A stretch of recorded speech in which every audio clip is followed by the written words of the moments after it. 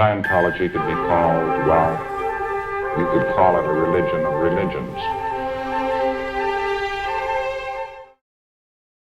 Howdy everybody, and welcome to the Indie Scientology podcast. I'm your host Andy Nolch, the Space Cowboy, and these are closed-door secret briefings about vital information about Scientology and the world that you need to know. Today's briefing is a playing and a commentating of the LRH briefing called Covert Operations from the 2nd of November 1969. It was a part of an LRH AIDS conference, and it was delivered to his B1 unit, which is like a intelligence department of the office of the Guardian's office, which nowadays in the church is called the Office of Special Affairs. And so this is quite a long briefing. So with me commentating over the top of, pausing it and saying commentary, it's going to probably be a three-parter. So get excited. Now, I don't fully want to do this briefing, but it's a part of the OT8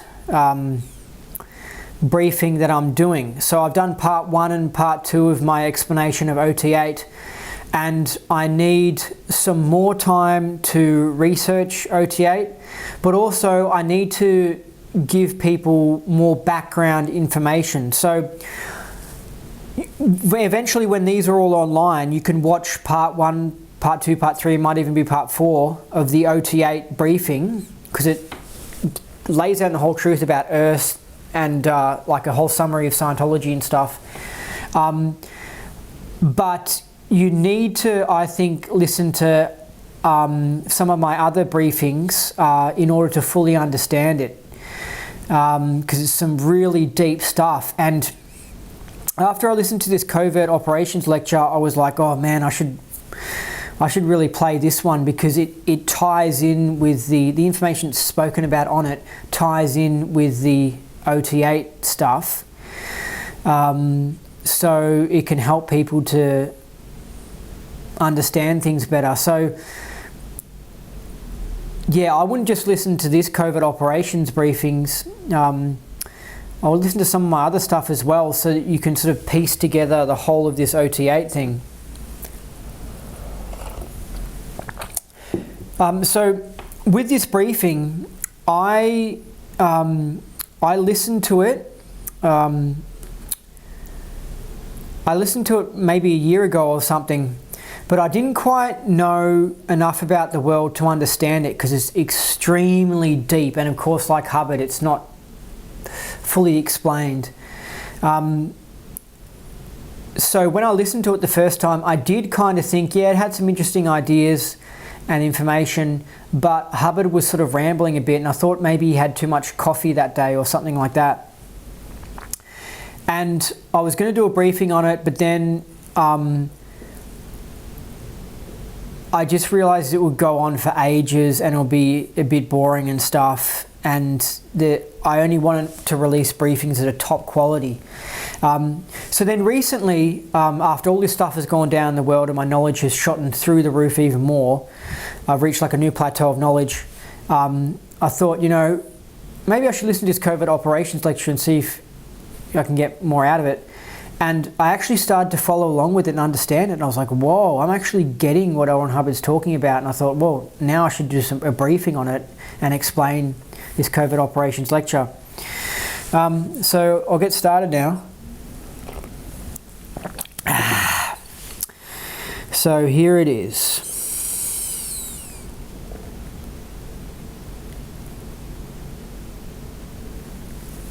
This is the 2nd of November 1969, and a short briefing with regard to our general situation, and it has to do with covert operations.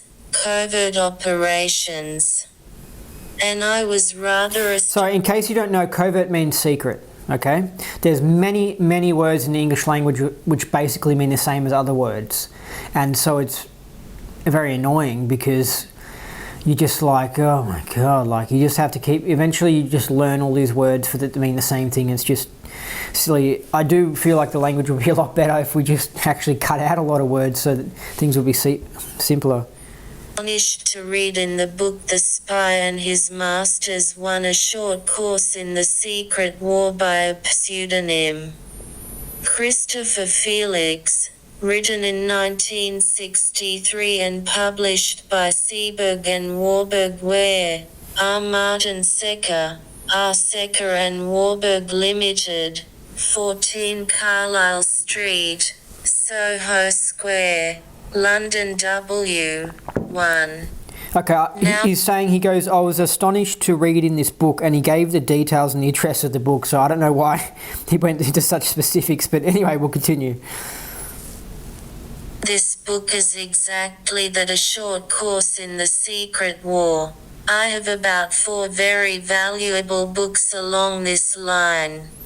He's talking about a short course in a secret war, because in the world we're aware of when there's an actual war happening and a battle, but we're not aware of when there's secret battles going on and shifty stuff going on with two people and they're hiding what they're doing to each other and stuff. And so that's what covert operations are. They're an operation that's covert, that's secret. So you might secretly attack a religion, or you might secretly attack another country. That's what intelligence operations are. They're doing stuff in secret because you want to take out the enemy. You can go and punch him, but he might punch you. So you want to secretly poison him and no one knows, and then you don't get attacked, and it's better. So this is what this lecture is about.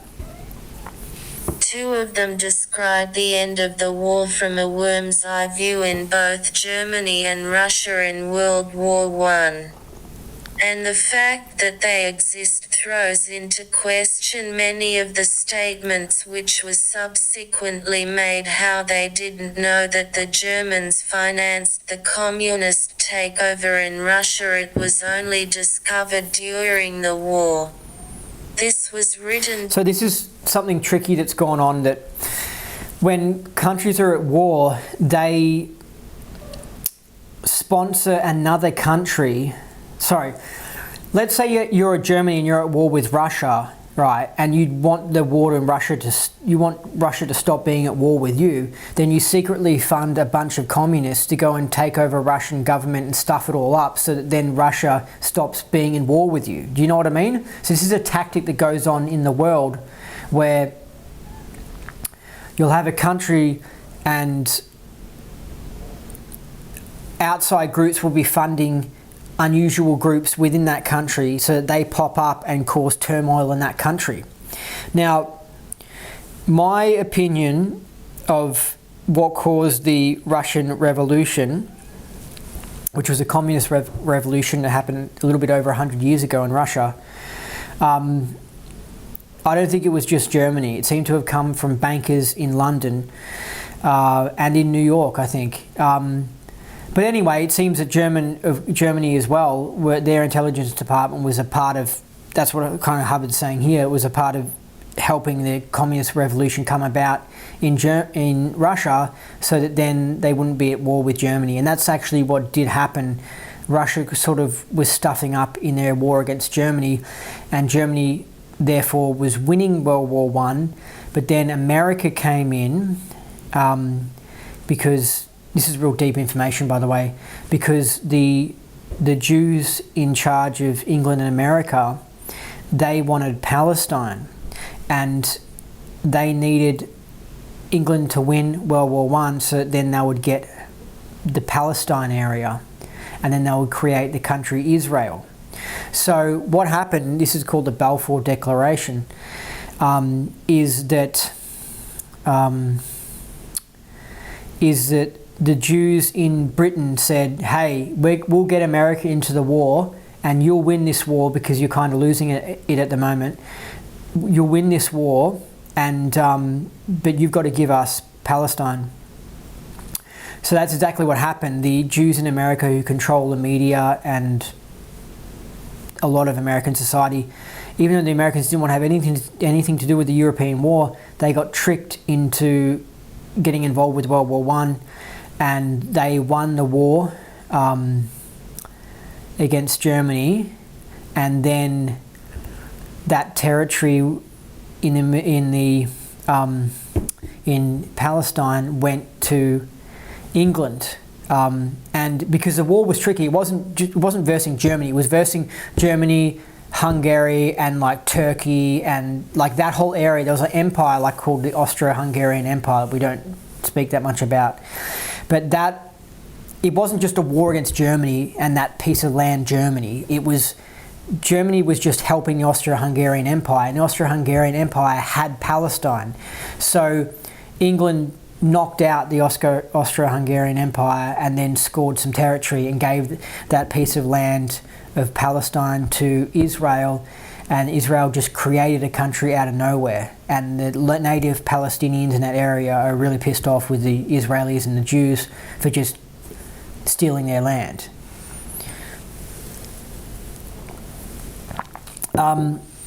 Now, anyway, that's just about it. So I think I'll continue with this briefing. But see how there's so much deep information to going into explaining all this sort of stuff.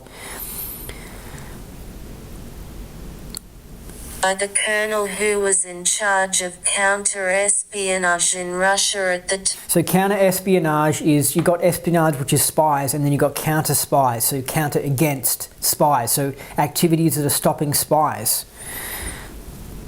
This was written by the colonel who was in charge of counter-espionage in Russia at the time they did it, and it was published before the war.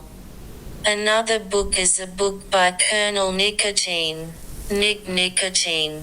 And another book is Total Espionage by Kurt Reis. REIS, which was LRH AIDS conference. Sorry, that's just, which was LRH AIDS conference, that's just reading out the title of, that's not part of the lecture. That's just a name of the top of the page. So I'll continue. Which was published in 1941 but written in 1940, which covers the entire German intelligence network and its total operation just before World War I. And this is important because the Russian organization is a duplicate of it, and the German organization was built on 17 years of study by Rudolf Hess in Japan, and so it's a study of the Japanese organization. So basically Hubbard's been reading books about intelligence activities in countries, and it's interesting. He's just like, whoa, and he's excited. He's talking about stuff that he's discovered. So yeah. German organization was built on the Japanese organization, and the Russian was a copy of the German organization. So you're saying our intelligence agencies are copying off other intelligence agencies in how to get things done or whatever. All of which is very fascinating because it gives you the extent, the fantastic extent of the largest intelligence organization on the planet at one time. And it's the only one on the planet which has continuous operation from the beginning of World War I until this very instant. It never closed down. Sorry. See, we go to school and we learn about how some people become a doctor and some people become a lawyer or something like that. But there's something called an intelligence department for a government, and that's a whole profession, and that's a whole part of the government that does stuff, but it's all secret, so you don't hear about it. So here is Hubbard talking about a secret department, secret departments of governments, and it's interesting because a lot of people don't even know they exist. They don't even know intelligence agencies exist. They have no idea what they're actually achieving on the world, and it's actually kind of fun looking around the world and trying to guess what's been caused by what intelligence agency. It's almost like it's a bit entertaining. It's like, oh, well, who released the coronavirus, and who released the AIDS, and like who did 9/11 and all this sort of stuff. So it's like intelligence agencies, whenever they do anything, like they assassinate someone or they fly a plane into a building or something, they of course cover it up so you can never find out who did it. So it's just interesting seeing things that occur in the world, like a plane disappears or something like that, and you're like, what caused that? You know. Anyway, and it's tricky trying to spot conspiracies and trying to find out what these intelligence agencies are up to. And that essentially is what a conspiracy theorist is into. A conspiracy theorist is aware that there's intelligence agencies and aware that there's like mafias and criminal people out there, and they're trying to find out what are these groups doing. It never ceased to operate. It says in this book that they destroyed the files, but in Kurt Rees' book they didn't. They went on, they got their officers together, they kept the files up, mostly as a labor of love for years and years and years between World War I and World War II. He's talking about the German intelligence files. So after the war, different people took over whatever and just continued working on things, whatever they were doing.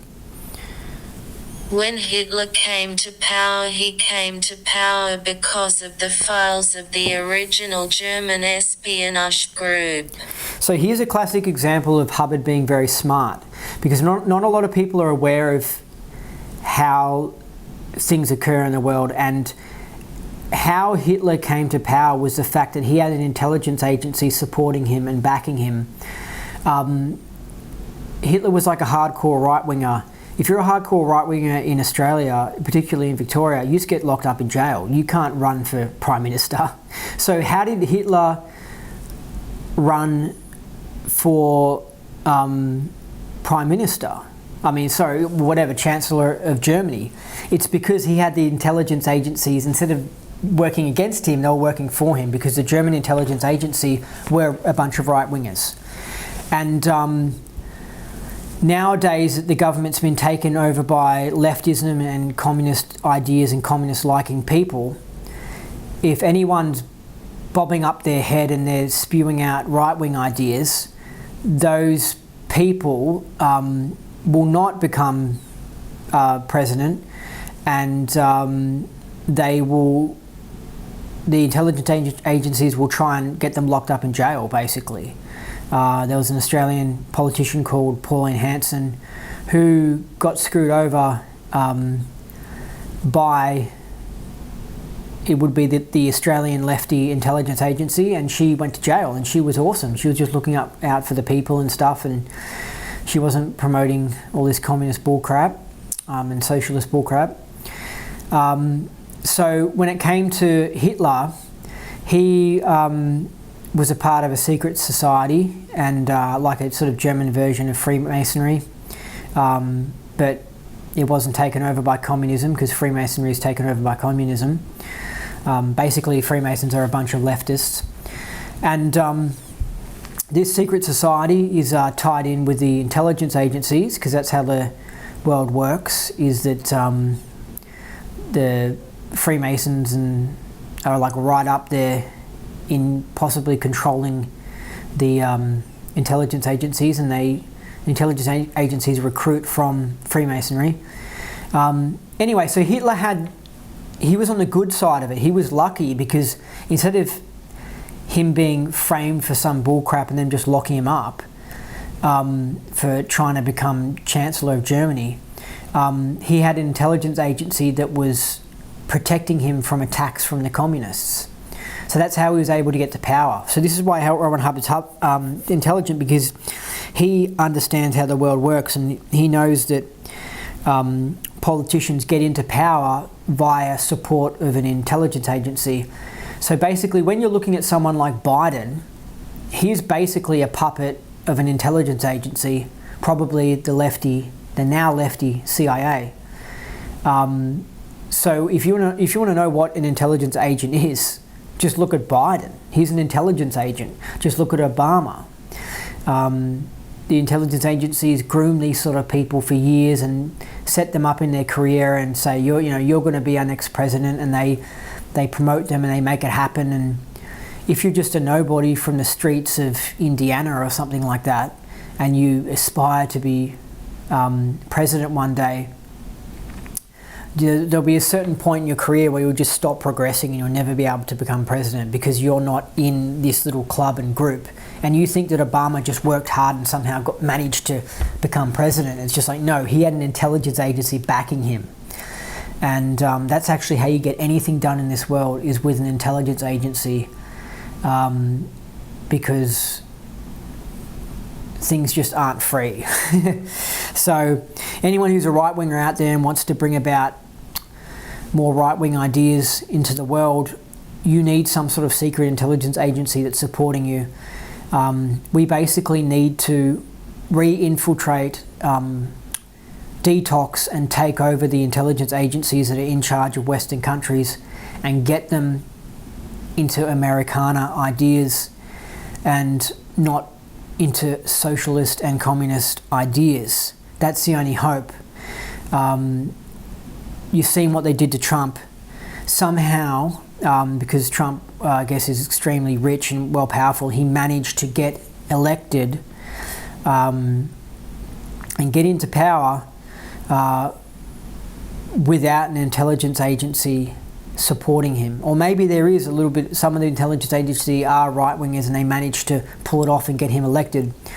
But they're so lefty that they ended up rigging an election and kicking Trump out, even though Trump won the election. So it's the intelligence agencies who determine who the president is, not the people. And if the people make a decision that they don't like, they will kill the president, like what they did with JFK, or they'll rig an election. So we're lucky Trump didn't get killed. I think COVID opened up an opportunity for them to do something unusual, and so they could do an election rigging due to COVID. So that was good for them. But this is why our government's full of disgusting, fake, leftist, sellout lawyers and stuff, and shitty politicians and just disgraceful people, because the intelligence agencies are putting those scumbags there. Anyway, okay. When Hitler came to power, he came to power because of the files of the original German espionage group. Furthermore, the German intelligence organization at the end of World War II was run by a General Gehlen, Gehlen, and General Gehlen, when he saw they were losing, simply buried all his papers, files and everything too, saying he only had them on Russia, of course. Because he was on the Eastern Front mostly, and he buried them all, told all of his agents to disperse and hide. That is... So I think he's saying this general in charge of the German intelligence had all the files, and he got rid of them, or he got rid of all the files, like he buried, like hid the files which weren't to do with Russia. I think that's what Hubbard's saying here. And so that then someone else can score all the Russian files, and then he can say, look, hey, we only had files on Russia, here, take all that. But then the German intelligence agency had all this other data because they'd just lost the war. So he had to protect their intelligence agency, so he hid all this data and then just left some data there on Russia and was like, yeah, here's our files, but that wasn't all the files. So that's what Hubbard's saying. His officers didn't disturb his agency networks in any way whatsoever wherever they were. Waited until the American troops showed up, made a deal with them, was taken over lock, stock and barrel by CIA, and was the beginning of the CIA. So he, at this point, because the Americans lost the war, the Germans lost the war, this guy in charge of German intelligence teamed up with the CIA. And that kind of, is what happened. a lot, because Germany really hated Russia and the communists and stuff, and they were trying to stop any sort of battle with America, and they knew America was corrupted, but they knew that America was still a good country, and they didn't want communism taking over America. So Germany lost World War II, but they sort of meshed in with America, and so you got Nazi ideas that infiltrated America. The Gelen organization has operated without any hold whatsoever from the World War II right on forward to present time. So he's saying Nazis are now in the CIA, and the Nazi operations are continuing through the CIA, basically.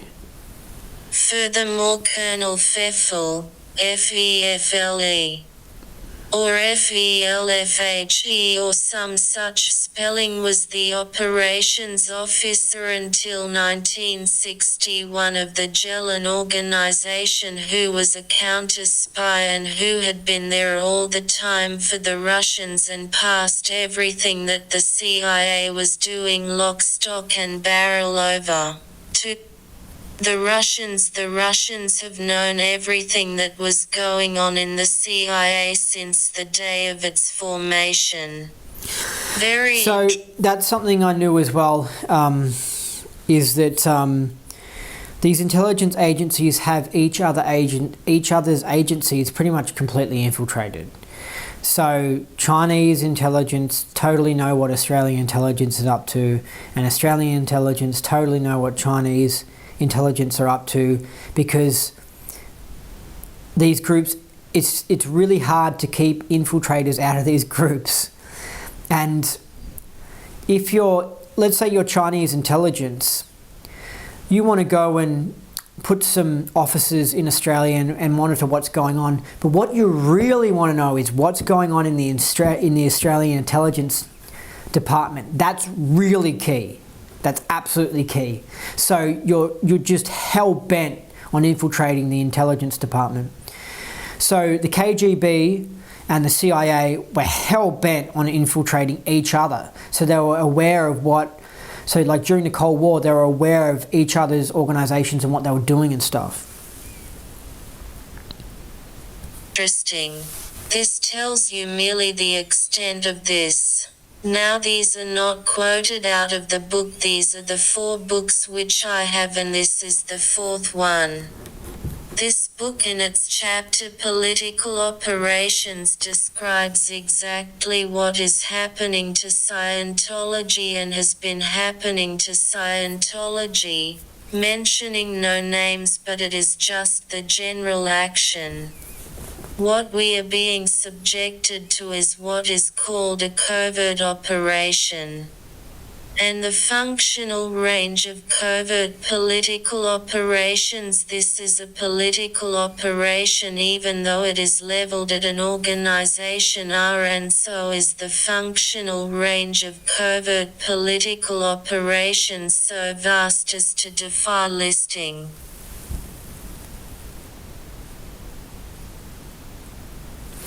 So what he's saying is that this book is talking about covert operations, and he's going, and this is what's going on to Scientology. So Hubbard was reading these books about intelligence agencies doing shifty long-term operations secretly on other organizations, and Hubbard's going, oh, this is what's going on with Scientology. This is why we're getting these types of attacks and stuff like that. For example, I mentioned Pauline Hanson earlier. Pauline Hanson is a right-wing politician. Now, her political party called One Nation has been subjected to long-term covert operations by the lefty Australian Intelligence Agency, and they are attacking it, causing it drama, causing it problems. They got Pauline put into jail. And then she appealed it and she got let free or something like that. But I don't know how long she was in jail for, but they got her in jail and it dirtied her name, and they send in like some random donor, and then the donor wants their money back and causes some legal drama, and then the political party's got dramas going on for years. And of course, the person who's doing it isn't an Australian intelligence officer with a t-shirt saying, "Hi, I'm here to ruin One Nation Party." It's just some bogan who has some connection, loose, it's hard to track connection to an intelligence agency, but this person is causing problems and they're really just an intelligence agent, and they are there to break up and stop the One Nation political party from being successful. So Hubbard's basically saying that Scientology is receiving a similar thing to what I just described, where an intelligence agency is doing long-term secret attacks on Scientology to stuff it up, and it's a covert operation. It runs from the simple, obvious, spontaneous demonstration in Tokyo or Caracas. So you get in a spontaneous political demonstration and you don't realize that's being caused by an intelligence agency. You just see, for example, in Taiwan or something like that, or Hong Kong, you just see these crazy protesters like this, fighting for democracy in Hong Kong, like this, and they're screaming on the streets or whatever, and they're getting locked up by the police and beaten up by the police. You just see that footage on the news. You don't realize that that dude there is an intelligence agent. And a lot of the time they aren't even intelligence agents. They're just a radical protester which an intelligence agency has found, has groomed, has helped give them money, but the person isn't even aware they're being helped by an intelligence agency. But they're encouraging that person to be a big success. Because on the topic of covert operations, you've got Hong Kong and Taiwan, which China wants because they've sort of always been a part of China or something like that. And of course, America doesn't want that. And they're doing a long-term covert operation in trying to stop China from reclaiming that territory. Okay? So when you see these protesters on TV, you don't realize that that's not necessarily just an upset Taiwanese person. That's like a political war going on between China and America, and you're looking at government agents. And it's just, this is why the world's so entertaining when you know what's really going on behind the scenes. Or New York, though the quarrels of an international labor organization, the speeches of an international conference of intellectuals, the resolutions of a congress of lawyers, the organized maneuvers of churchmen, the patient persistent pressure of exiles, the staggering variety of publications, to the Viet Cong guerrilla hidden in the jungles of South Vietnam, and to a Cuban prisoner captured at the Bay of Pigs. Anyway, He's saying you see all these things happen and you don't realize that they're a part of covert political operations by an intelligence agency. You just see on the news a group of lawyers getting together and saying, we need Facebook to be monitored or whatever, and to be censored or whatever. And you think that that's just a random, like the average dumb person who watches the news thinks that that's, and I don't mean to bag the average person, I mean, I probably shouldn't have said that, but they'll see that on the news and think, oh, the bunch of expert lawyers got together and they think that Facebook should be censored. Oh, okay. And you don't realize that that whole thing was orchestrated by an intelligence agency. You see, for example, in the 60s when Melbourne had its famous inquiry into Scientology,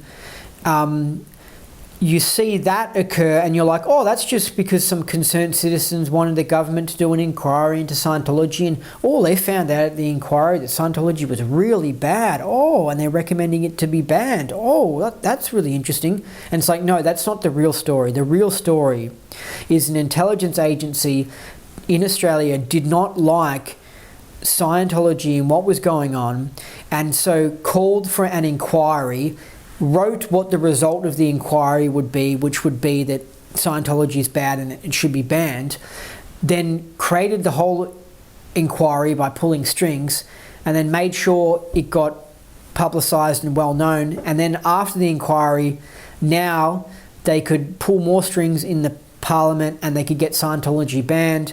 And well, it was banned because, see, the inquiry, we found out that Scientology was bad. I mean, look at this. And you don't realize that the inquiry was a kangaroo court, which means a dodgy court. So it wasn't a fair trial of Scientology. It was all scripted and set up beforehand. This is why the whole legal system is a freaking joke, because so often these things are scripted and pre-planned, and it's just freaking ridiculous.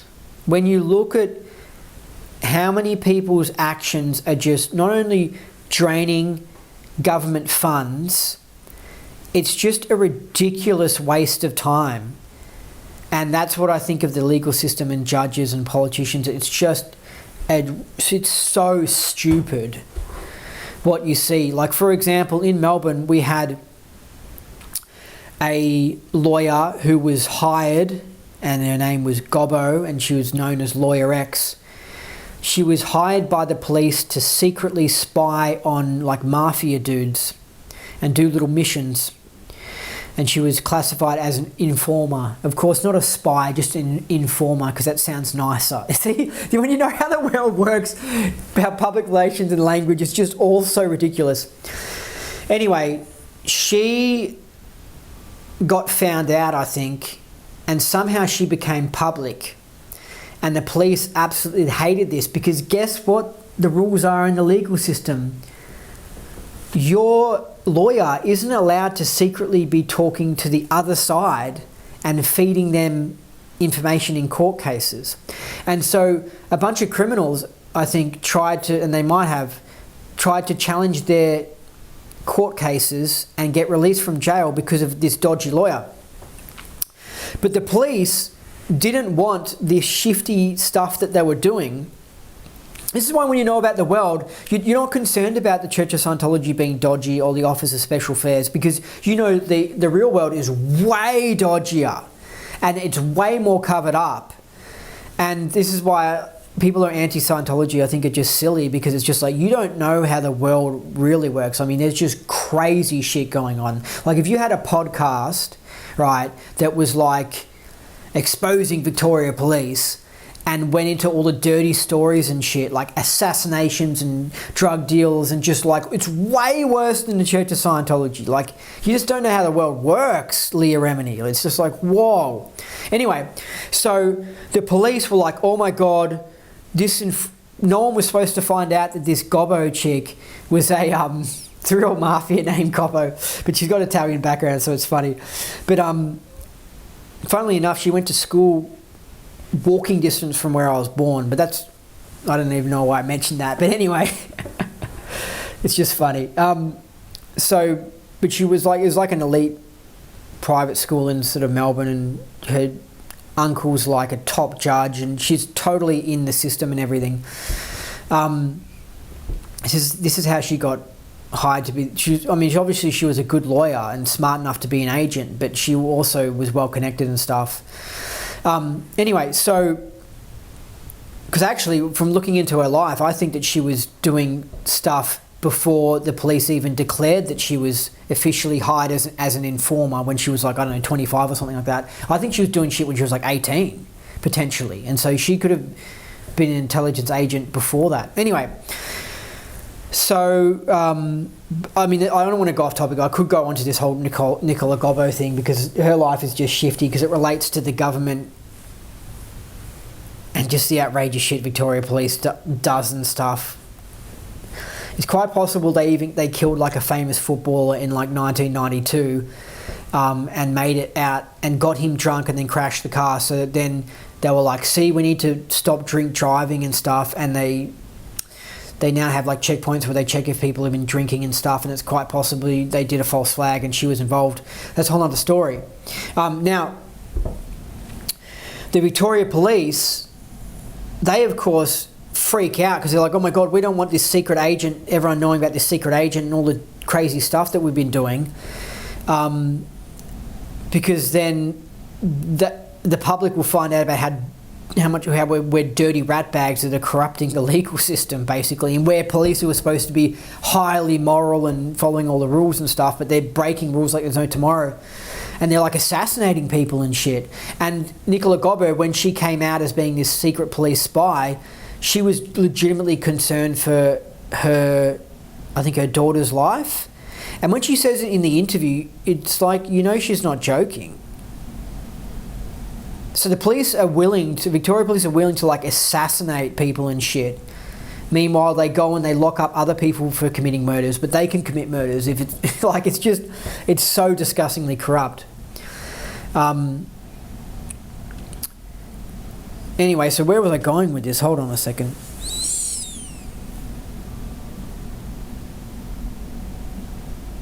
So basically, intelligence agencies brought about, or spies and stuff brought about sorry, I was talking about the inquiry into Scientology, and that was all planned and scripted and stuff. Well, when this Nicola Gobbo thing when she got busted as being a police spy, there was a big inquiry into it, and that was the same thing as the Scientology inquiry, in that it wasn't a legitimate inquiry. It was all corrupted and scripted and controlled. And what they did is, it was an inquiry into police informers, and of course I didn't use the word police spies, or an inquiry into corrupting the legal system. They didn't say that. They go inquiry into police informers because it sounds professional. And then they made sure the inquiry was not exposing other police spies. It wasn't a proper inquiry, okay? It was like, look, the public has found out that we're using police spies, okay? We need to whitewash this and make this all, I think the word is white PR or good PR. Let's PR the hell out of this and control it, so that then all this inquiry deals with is Nicola Gobbo, and we make sure it sounds really, really nice, and yeah, we made one or two mistakes and stuff like that, and it's all controlled and all scripted and stuff. So you see on TV they're doing this inquiry, and it's like, oh my god, this is just a load of crap. This inquiry is going to last for a year and a half, and it's going to cost a taxpayer like $25 million or something like that, to all these legal fees and stuff, and it's all scripted and planned, and it's just a joke, okay? And the reason I bring this up is because I know, because my former lawyer was involved with this Nicola Gobbo as a police spy. And when this inquiry happened, the government suddenly came heavily after him. And my guess as to why they came after him, they slapped some charges on him and just bankrupted him and cancelled his legal license. My understanding as to why they did that is because they didn't want him blowing the whistle, because they had Nicola Gobbo who blew the whistle, and they were like, oh crap, and they tried, before everyone found out about Nicola Gobbo, they tried as hard as they can to keep that contained so that no one would find out, but then it got out. And so now another former spy, my former lawyer, they were like, shit, we have to stop this guy and not let him become a Nicola Gobbo, okay? Because we're controlling this police informers inquiry, and we're making it seem perfect, and it's all scripted and stuff like that. So they had to basically discredit him and make him out to be a criminal and bankrupt him and just destroy his life, honestly, because they didn't want him coming out. Like, I don't know what he did wrong. I don't know if he threatened them and said, I'm sick of your bullshit, I'm going to go public with all the crap that I've been doing for you as a police spy or something. And then they had to come after him. But they've come after him. And for years, he'd been doing dodgy shit. But then, of course, suddenly, now the ethics department of lawyers suddenly is getting in trouble with the ethics department of lawyers, and is getting in trouble for silly stuff like touching a girl's bottom, right? And that was possibly all set up. And they also cancelled his legal license before he was even officially convicted of touching the girl's bottom. She was underage. And conveniently, there was like a soldier there, so that's a respectable witness to see it and stuff. And it was all a setup. It was all a covert operation on this one guy. And so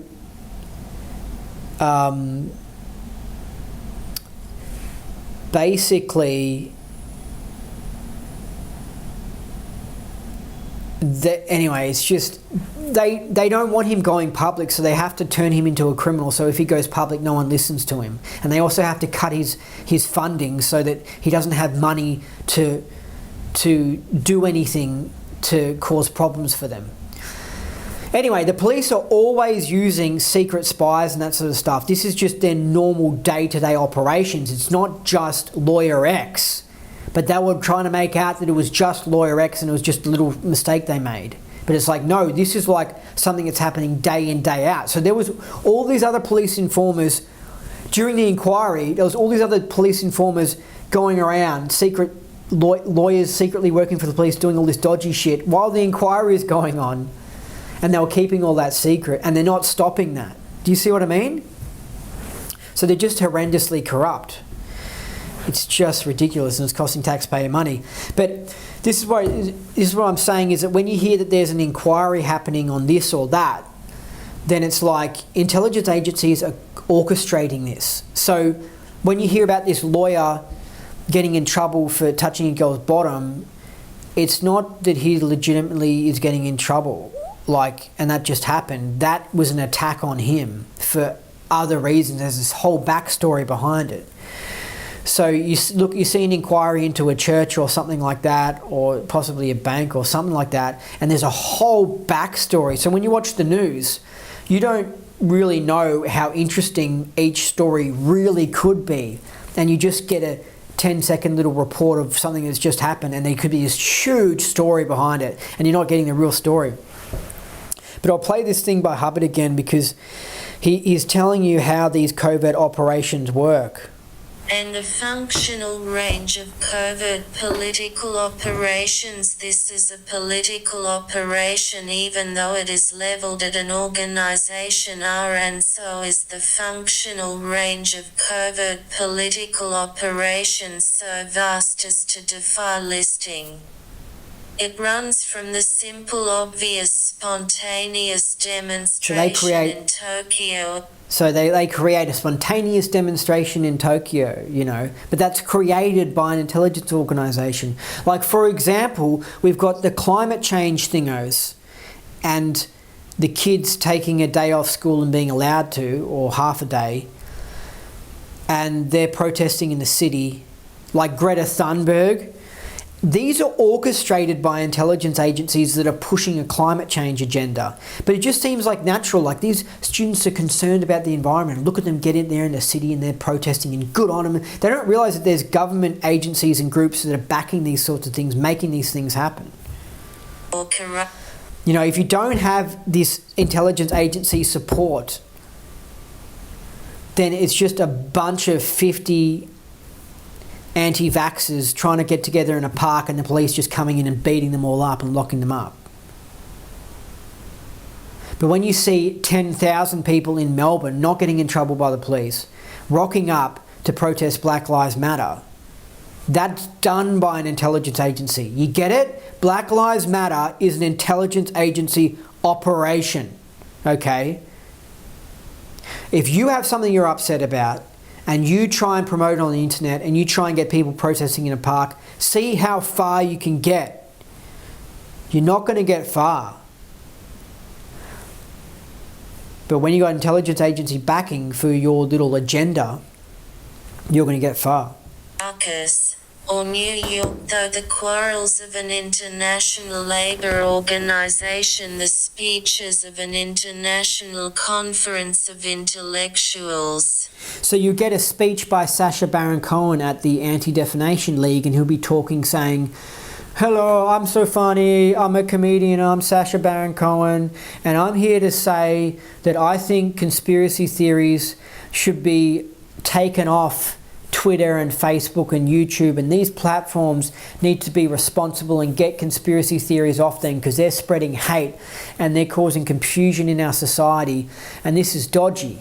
Right? That's what you see, Sacha Baron Cohen saying that. But you don't know the real truth, that whole event has been orchestrated by an intelligence agency that's wanting to have Twitter, Facebook, and those groups wanting to have them censor content for their political reasons, right? But you just see a concerned citizen, Sacha Baron Cohen, complaining. And he's reading this speech that's like perfectly scripted. And you don't, it's just a meeting of intellectuals talking, and then them saying, and you have to be aware there's intelligence agencies out there, okay, and this is how they operate. And Sacha Baron Cohen's a really bad person. The resolutions of a Congress of lawyers, the organized maneuvers of churchmen, the patient persistent pressure of exiles, the staggering variety of publications, to the Viet Cong guerrilla hidden in the jungles of South Vietnam, and to a Cuban prisoner captured at the Bay of Pigs. Anyway, he goes on here on page 144 to describe a covert political operation R3, a covert political operation where the World Council of Churches was making a bid for the Romanian Orthodox Church, and it goes through with the whole action, including the kidnapping of the Metropolitan in order to keep the Romanian Orthodox Church from falling into the hands of the Catholic Church, but getting it into the hands of the Church of England. They managed it, finally they managed it. Now this picture here contains actually an absolute duplication of the situation. The target, he goes on to say here, is the political warfare is power that is whittled down a rival or competitor's power and increase or preserve one's own, and he designs this, and that is what is happening. It's exactly right. This is what they do. They target a group that isn't bigger than them but is potentially going to be in the future, and they attack them and they whittle down their power. And so that's one of the covert political operations. For example, the One Nation Party that I was telling you about, where they were attacking it and trying to shoot it down. The One Nation Party was never as big as the Liberal and Labor parties in Australia, but it had the potential to be. And for political reasons, there's no way they wanted the One Nation Party having power in Australia. So they run a long-term political operation on this party and covert operation to shut it down. So this is a tactic that they use. If y'all notice, the campaign that is extended over 19 years has simply been attack on any increase of power by the of Scientology by discrediting, and these discrediting things you will find the whole common denominator. I studied this some years ago and I found out the whole common denominator, everything they were doing was discredit. So they use this tactic when it comes to attacking Scientology of discredit, and they use that with a lot of things actually. They make it out to be silly and ridiculous so that the public don't take these things seriously. And when you don't get brainwashed by the mainstream media, then you don't get affected by the bullshit that's in it, because the mainstream media is just full of propaganda. And these are the sorts of things, these covert operations are run through the mainstream media, and they'll discredit. So they'll discredit vitamins, for example. They're doing a long-term covert operation on vitamins and supplements because they don't want people, one, they don't want people curing their illnesses, and two, there isn't that as much money in it as opposed to drugs. So they just want people to die, because this is what's honestly happening in the Western world. They want to reduce the population. They want people to die. They don't want people finding out any cancer cures. They want people to die, and they want to make money off their drugs and stuff like that. So that's a covert long-term operation that Big Pharma has been running on the vitamin industry. So it's just outrageous. And what they'll do is, with the discrediting of the vitamin industry, they'll, I don't know, show some video of Alex Jones selling like some supplement, and they'll just make fun of it, and they'll just go, and then, or Miracle Mineral Solution, which is fantastic, by the way. They'll just go, oh, this is just bleach. This is pool bleach. This is like drinking pool water. Ha ha, and like they just mock it. And it actually works on people who are dumb. I don't buy it, but my mum buys it. She buys it. I don't know why, but if it's, I guess if it's in the mainstream media, or if it's coming from professional things, government things, she just thinks it's the truth. Whereas I'm the opposite. I think it must be bullshit if it's coming from the government. But I mentioned to her Miracle Mineral Solution, and she goes looks it up, and if she sees things that are saying, oh, it's bleach and it's bad, and she thinks it's bleach and it's bad, and it works. What can I say? I mean, it doesn't work on everyone, but that sort of crap doesn't work on me. Like if I hear someone saying, I just don't trust any information, I think that's why. But the attacking of Scientology, that works on people. Like my mum had a similar reaction to Scientology. Like she's not into it, but when I first got into it like 10 years ago, her reaction was like, ooh, Scientology, blah, blah, because she'd been brainwashed by the long-term covert political operation run through the mainstream media to discredit Scientology.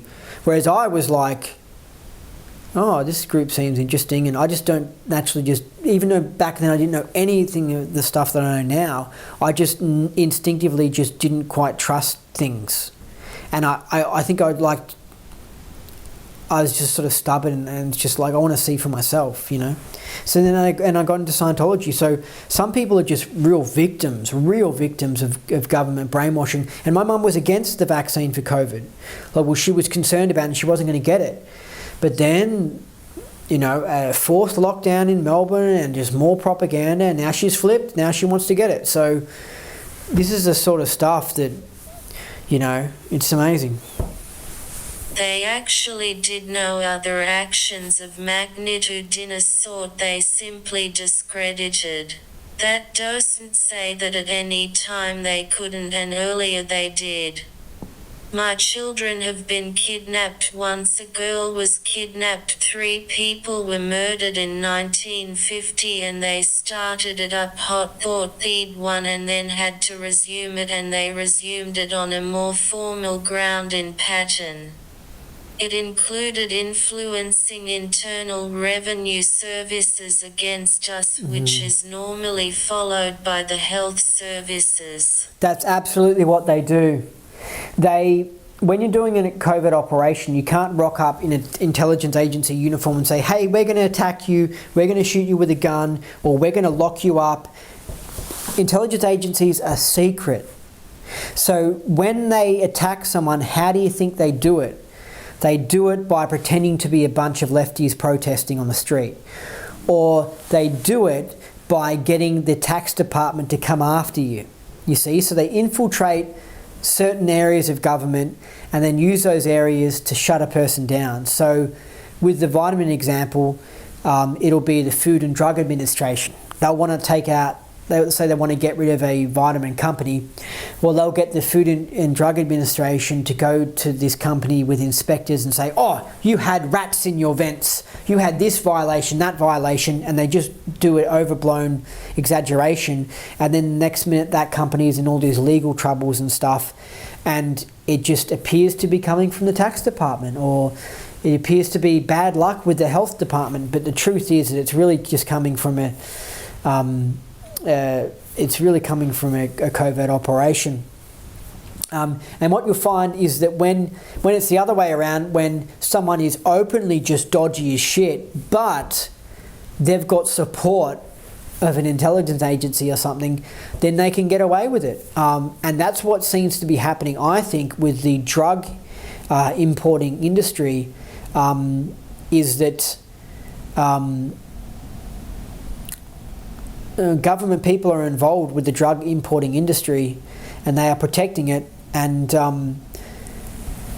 they make sure that the system goes after and attacks their competition, but they're okay and they can get away with doing illegal stuff and stuff because they've got protection. And so it's all these crazy games and stuff. which is Or you'll have like a pedophile, for example, that'll get protected because... Jeffrey Epstein, he's a great example, because he was doing all this dodgy stuff. And it's like, how the hell was he getting away with that? You know what I mean? How was he getting away with it?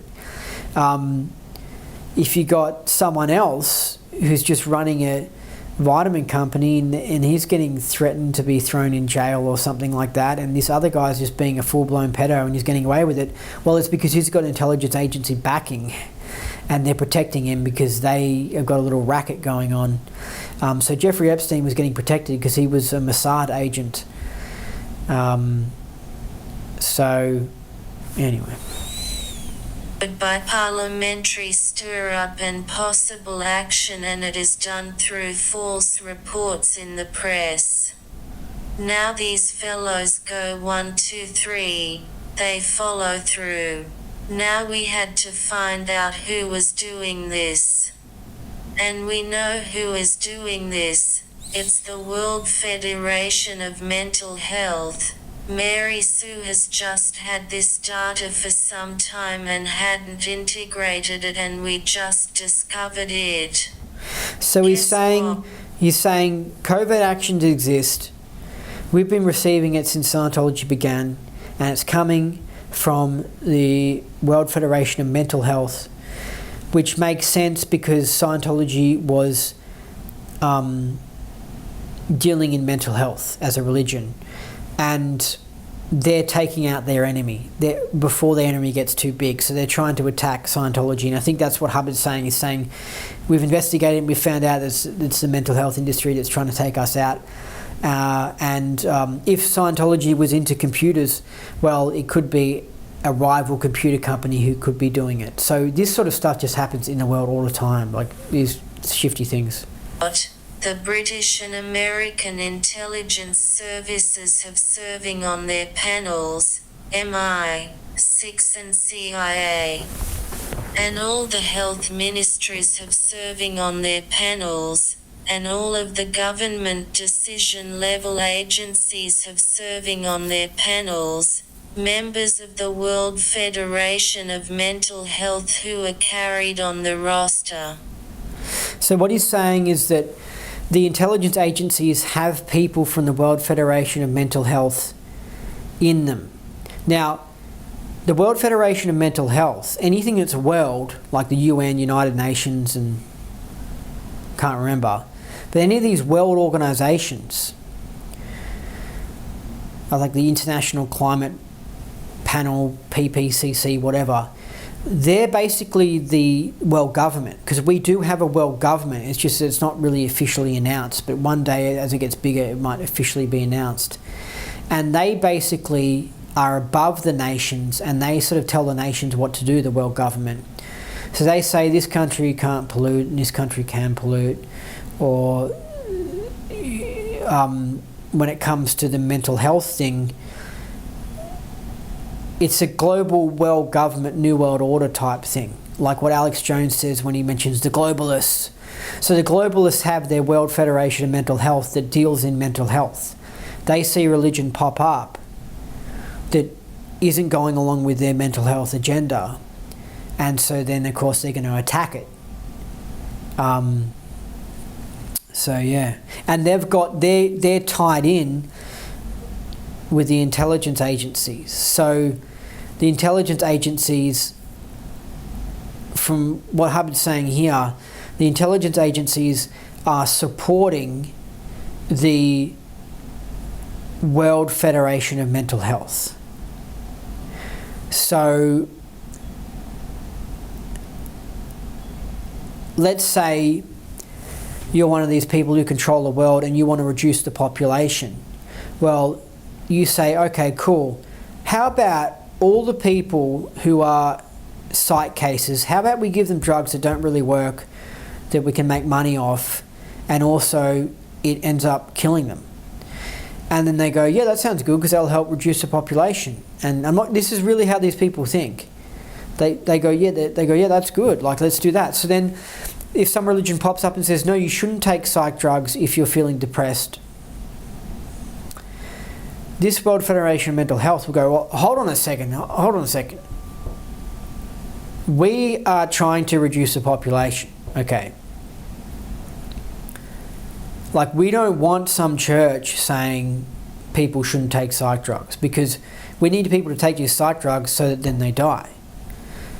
So I'm not kidding you. Why do you think we have COVID? It's all reducing the population. This is the number one agenda more than anything that the globalists and these New World Order and these world organizations, the world government, this is the number one goal of the world government that we've got.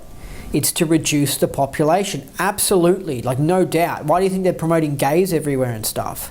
They don't want people making babies. This is why they're promoting transgenders, because transgender kids take transgender drugs. Transgender drugs stops them from ever being fertile. Ecto facto, you don't have a baby. You see what I mean? They reduced the birth rate from like 5 babies to one woman on average to like 1.5 babies per woman.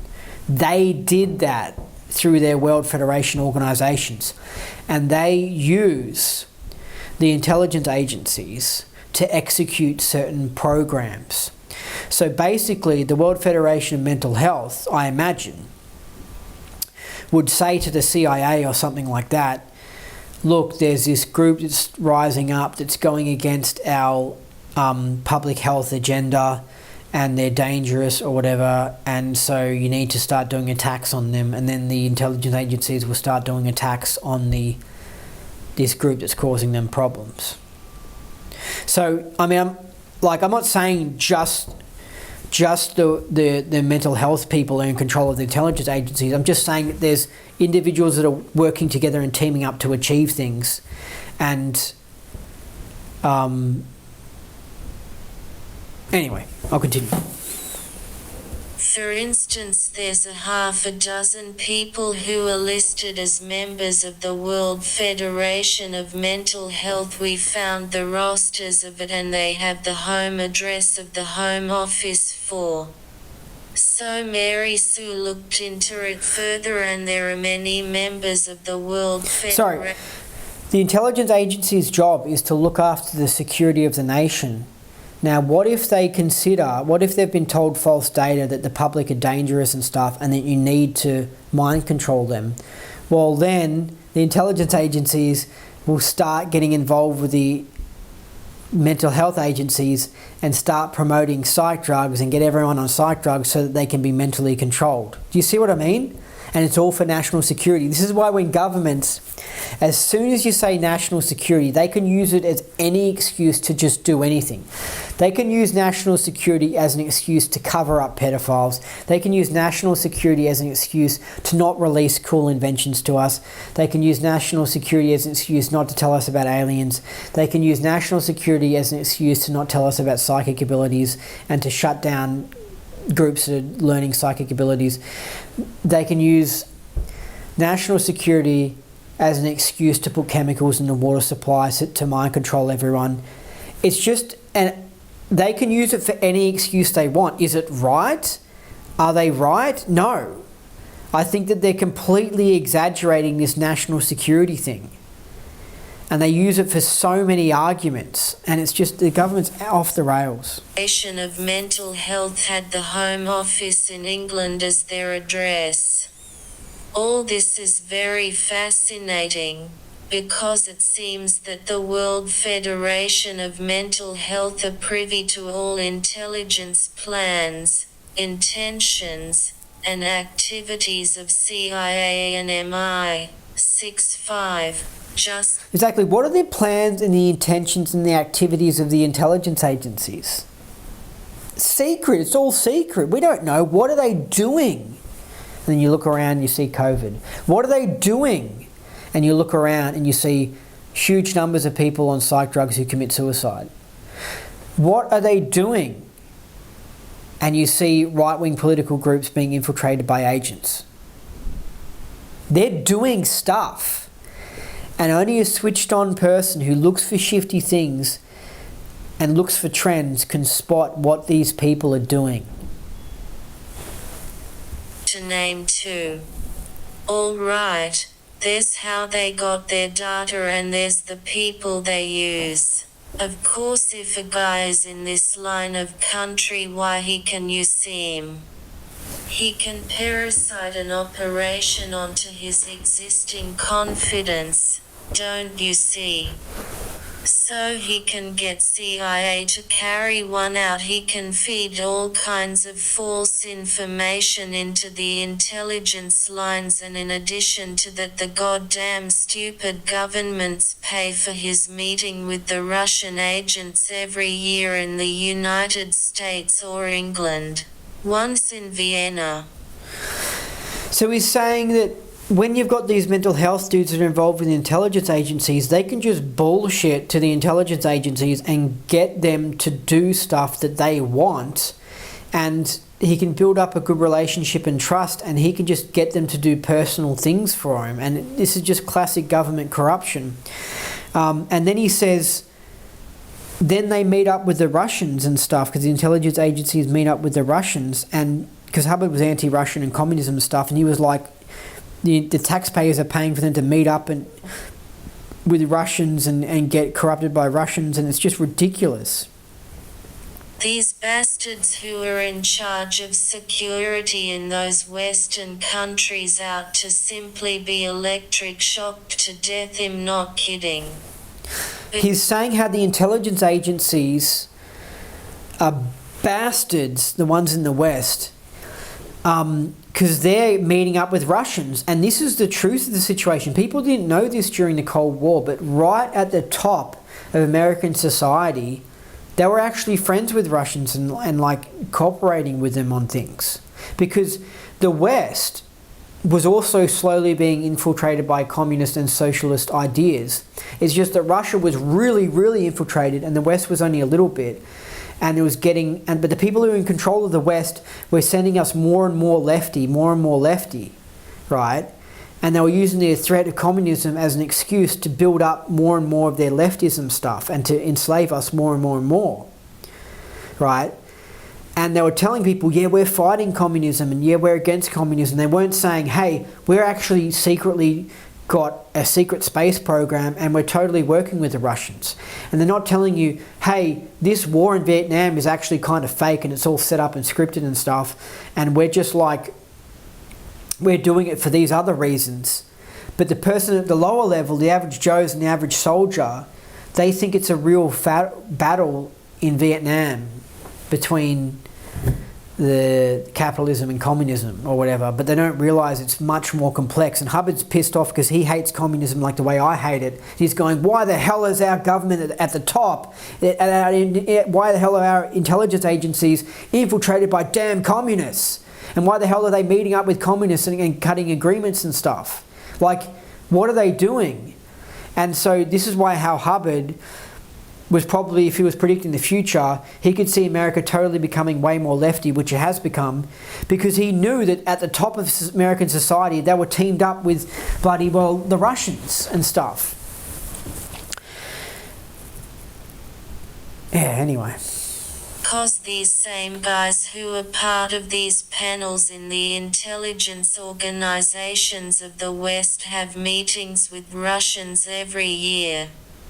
Now for a condition like that to obtain, your high-up must be goddamned rotten. He's saying for that sort of situation to happen, for someone high up in some intelligence commander or whatever, or some big commander in the government, for him to be meeting up with Russians, he's got to be rotten. So that means compromise. He must be blackmailed or something. He must be dodgy. And that's why we get situations where you hear with like Biden and other politicians like Clinton and stuff, just horrendously corrupt people because they're compromised. Sorry. This is just how the world, I don't know if I'm explaining this right, but this is just how the world works, where if you've got someone who's honest and not corrupt, then when they're at the top, they're not negotiating with the Russians and stuff. But if you've got some head of an intelligence agency that's meeting up with the Russians and they're feeding them data or whatever, that dude's freaking well. He's corrupt. you know. And this is what I'm saying, is that it's a tactic that intelligence agencies use, is that they put people into key positions in government and stuff, power positions, who are blackmailable. And because you can control them by blackmail. And what does blackmail mean? It means that the person's got a dirty history and you threaten to expose it. They don't want it to be exposed, so they do what you damn well say. And this ties in with Jeffrey Epstein. That's what his whole program was about.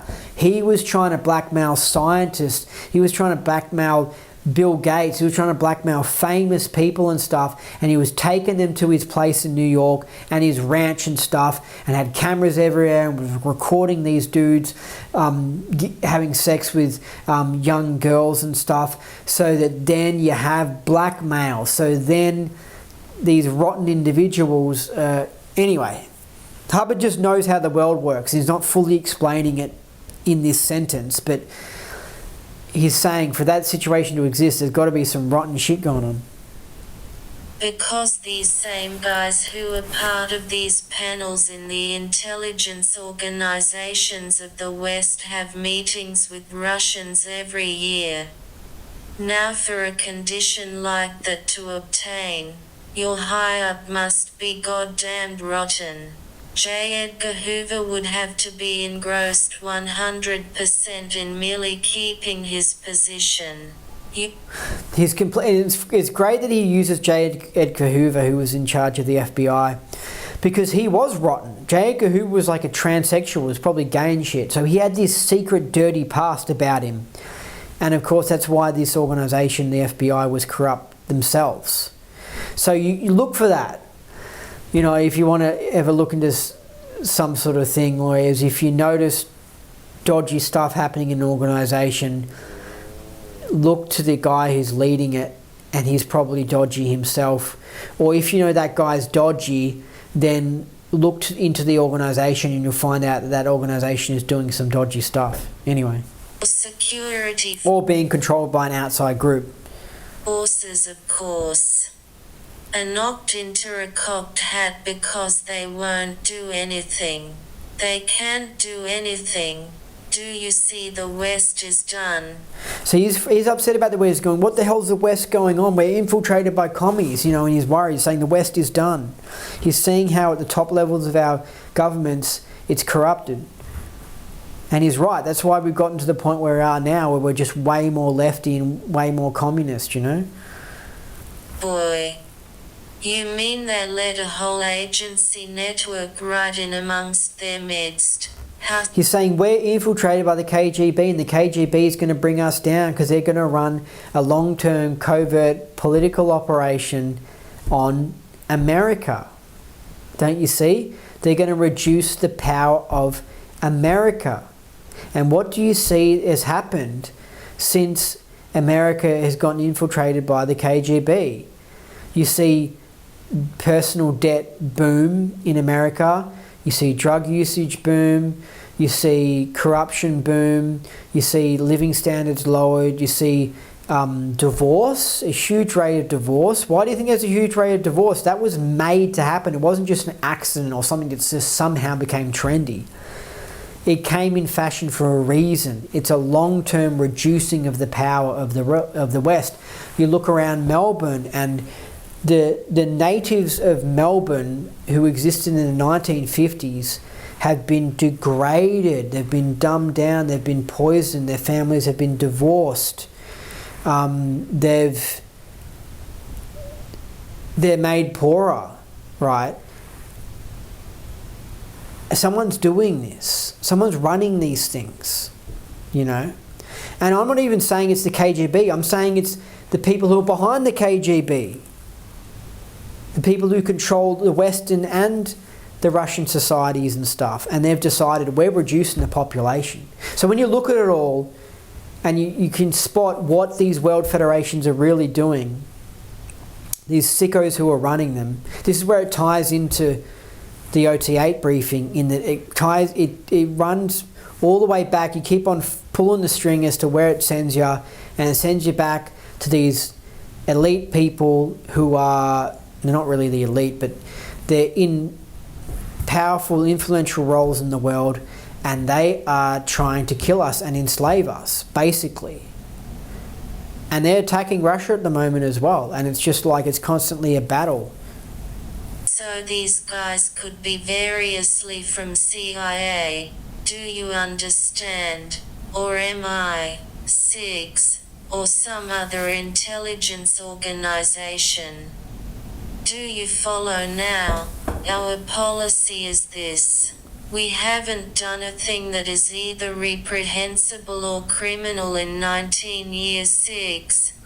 I don't know if that's true, Hubbard, but let's just continue anyway. So why are we dodging? We've done nothing in 19... He's basically saying, we've done nothing criminal that we've been caught for, so why are they coming after us? And I get the point he's saying. Do you get what I mean? Like, as in, secretly we've done criminal stuff, and I'm Hubbard and I know it, right? But if no one else knows it, then we haven't done anything criminal. So I'm going to say in this speech, we haven't done anything criminal at all, but yet they're coming after us. And his statement's kind of right, because if you do something criminal and no one finds out, well, then you never did anything criminal, right?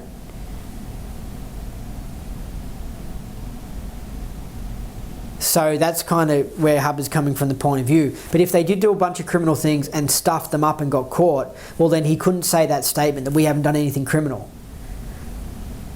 Do you see what I mean? It only becomes criminal if you get caught. Anyway. Years. We probably have less crime. And he's right. It's not... I guess he's kind of right. It's not a criminal thing unless you're actually caught. But it's still criminal in that it was illegal. But if no one knows, then it's like it didn't happen. If the secret operations you're doing never get found out, well, then they never really existed, did they? In the history record, so you never did a secret operation. Anyway. On the track than any organization or group on the planet, mostly because we've been mad. Careful with all this. So our policy is that we have nothing to hide of any kind whatsoever. We have... And also, Hubbard's aware how intelligence agencies work and that sort of stuff, and how they have secret agents and they infiltrate. So if he's doing this briefing to his intelligence department, he knows that it would be infiltrated, and he, of course, would say, we haven't done anything illegal whatsoever, we haven't done anything wrong, because he's hoping that that agent will then take that information he heard during the briefing and then go back to wherever he's from and pass on that communication, and then that will make them think that they're not doing anything. You see what I mean? So there's all these games that go on. To keep and maintain a high security. We ourselves have to maintain a high security.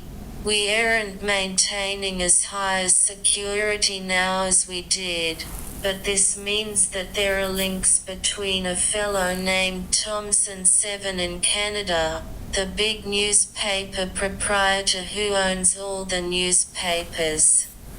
He's trying to heat up the campaign on England. He owns English press, English papers left and right.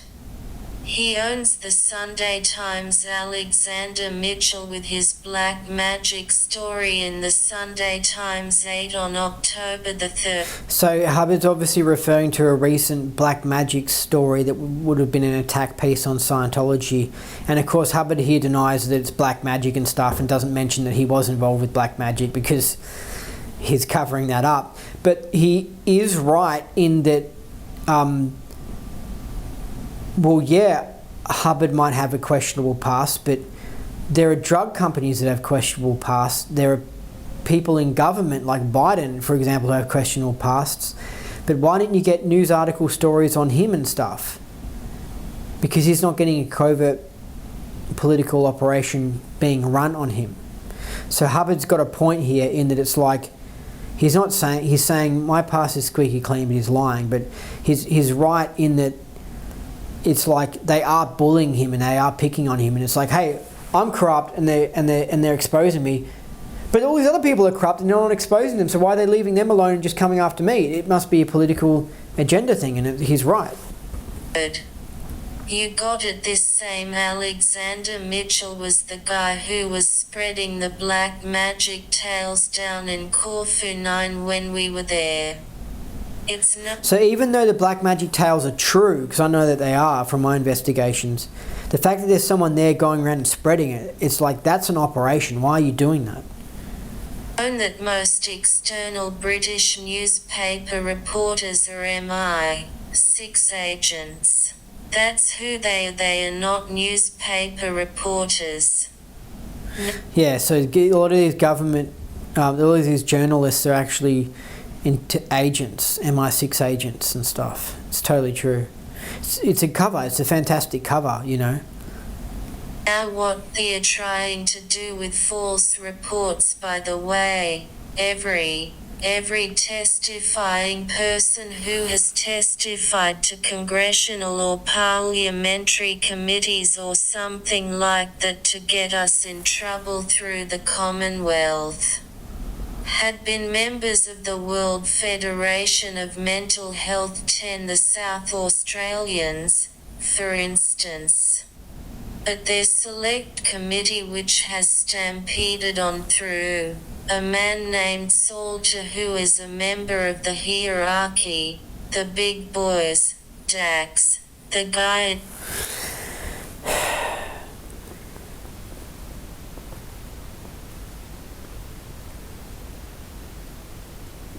I don't know who Dax is. Dax, the guy in Melbourne, the big boy. He's a member of their hierarchy. I don't know, he's talking about the elite here in Melbourne and South Australia, but I'll click it again. But their select committee, which has stampeded on through a man named Salter, who is a member of the hierarchy, the big boys, Dax, the guy in Melbourne, big boy, Rees, their former president, comes from Melbourne. He is the pusher there, you see. This Salter, before the Select Committee in South Australia, said that we hypnotise and we brainwash. See, I think he's connecting the South Australian inquiry to the Melbourne one, which is right, because Melbourne's got this sort of powerful sort of city and it has influential people. I think it's got lots of top Freemasonry and a very strong Masonry cult. And they're pushing their agendas to make their utopia, which is their new world order crap. And anyway, he's just saying this big guy in Melbourne pushes things and stuff, so yeah.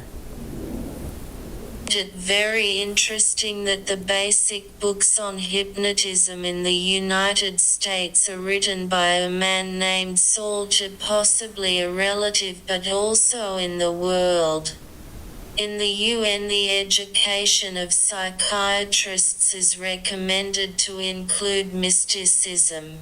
We never have hypnotized anybody. We are dead against it right down the line. And yet he testifies this to the Select Committee and he says we brainwash people, and of course these local yokels with barnyard dung on their boots as they sit around don't know it takes 70 days of supreme physical distress to brainwash anyone. It's a Pavlovian operation which you torture and deprive someone of something or other for a long period of time. Could only be done in an institution. So he tells them this. Therefore, he says, that we might harm mental patients. Yes, but these bastards kill them, they torture them and kill them, so what hypocrisy. But then this guy is a member of the World Federation of Mental Health in tight. Do you follow now?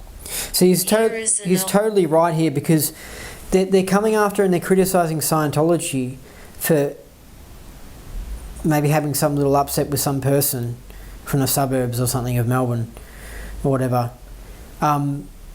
Like psychiatry and shit, like full on do outrageous stuff, like they kill people and stuff. So it's like, why is this crazy shit going on here, like murder and stuff like that, and that's being allowed and it's getting away with, yet some church is getting attacked, and it's because it's a covert operation, and whoever's doing these murders of psych patients, no one cares about them, and they're actually forwarding an agenda that the powers that be actually want, which is a population reduction agenda.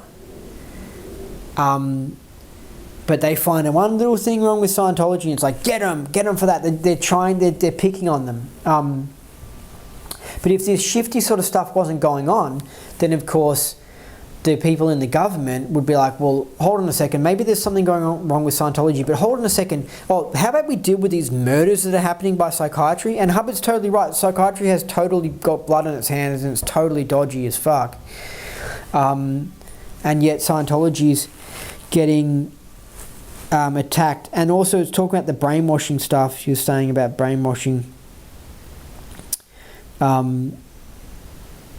But it's kind of hypocritical to see people within the government have a go at Scientology for brainwashing people, but Scientology is only doing what the government does to its citizens. It controls the information that citizens know, and it puts citizens into like this Truman Show world, like this Matrix world of how to live their life and what to think about things, and to, you know, go to your mainstream medical doctor and get your vaccines, and go to your mainstream education and get your university degree and pay your taxes. And the government brainwashes people like there's no tomorrow. And the church, you come along, and this is why the church is so interesting, because you actually hear different ideas for once, and you're like, whoa, and you start getting given a whole different way of approaching life. And people who are brainwashed by the system say that the Scientologists are brainwashed, but it's really both of them are brainwashed. Either side's brainwashed, you know. Everyone's a victim of some group controlling their information. So it's just so hypocritical for this guy to have a go at Scientology for brainwashing when it's like the government just brainwashes like there's no tomorrow. So anyway, I'll stop the briefing now. As you can see, I've only just hit the tip of the iceberg of this briefing, and there's just so much to say to it, but he's not rambling bull crap and rubbish, because this Covert Operations lecture, when I first read it, it had a little introduction, and the person said, basically in the introduction, it was written by an anti-Scientologist, and the person said, this is a bunch of conspiracy rambling jumbled crap by Hubbard, and it's full of lies and wrong information and stuff. But anyway, it's interesting, have a listen to it, or something like that. And that's not the case. That's just not how it is. It's actually really intelligent. It's really switched on as to what's going on in the world. Maybe he's not fully right about some of the things he's talking about, but this is actually deep stuff about how the world really works. And that's what I'm trying to show you with this commentary. So I'm going to keep on going on this, because it is just educational reading this for the third time, because the second time I really was like, whoa, it actually hit me. The first time it was just too much, it just went over my head. And now the third time I'm going to let it sink in more. But he talks interesting about stuff about communism, and even mentions Jews, and it gets more interesting, and it relates to OT8. So that's why I think it's important, because, you know, this is a trained intelligence officer, which Hubbard was, and he's giving a talk to his intelligence department in the church, and it's interesting, okay, and the stuff that he finds out. So anyway, I'll continue this next week. I've been your host, Andy Ultra Space Cowboy. You've been listening to the Indie Scientology podcast. So remember, what you thought was impossible is possible.